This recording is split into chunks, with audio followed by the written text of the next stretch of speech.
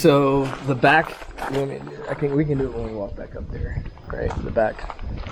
So down here is our bass fishing lake. We've had otters and gators that come in here regularly.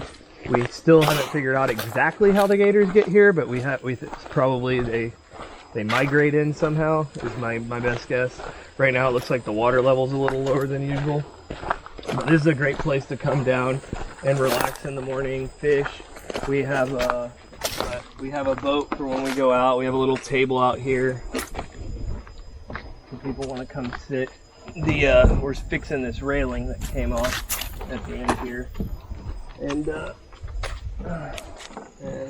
it's a full bass fishing lake stocked with bass a long time ago, and they've bred and maintained ever since. The dock here my brother built, and for our family to use for fishing and hunting, or well, not hunting, just looking at this plot across the way.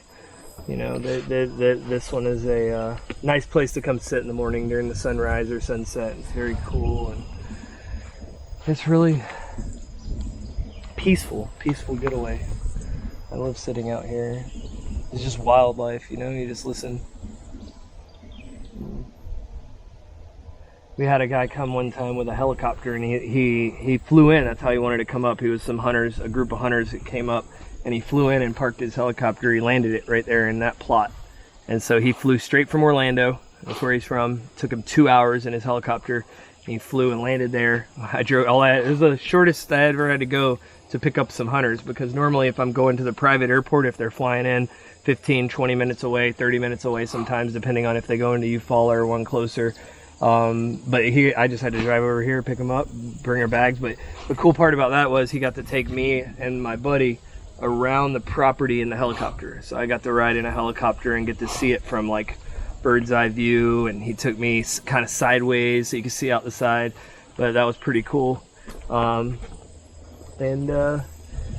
On this lake, we always like to go out. We go out in the boat. We're fishing in the afternoons at like 5, 6 o'clock, 7 o'clock at night before dark. You can catch bass all one back to back, big bass out of this lake.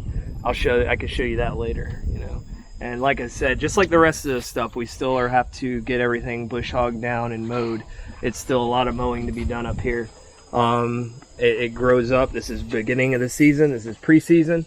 That's what I call it. You know, we don't need everything ready. We start planting at the end of September. It's the first week of September. This weekend we're going to be mowing everything down, getting it ready, and then we'll start planting in 2 to 3 weeks and get all the seed in the ground so it can grow during the wet season. And once it's in the ground, deer season starts in the middle of October, and by November, and when deer season opens up full, and then all the way through February, the plots look beautiful. You know, we plant like a 6-way, 7-way, or 8-way seed, which means just 6, 7, or 8 different types of seed.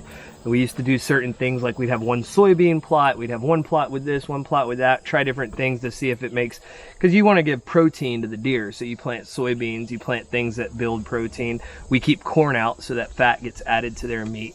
We used to corn year round. We're corning a little bit less right now, just because we have a lot less hunters. So I corn less when there's less hunting going on. The pandemic, we did a lot less, like people coming in and hunting that haven't been hunting here. So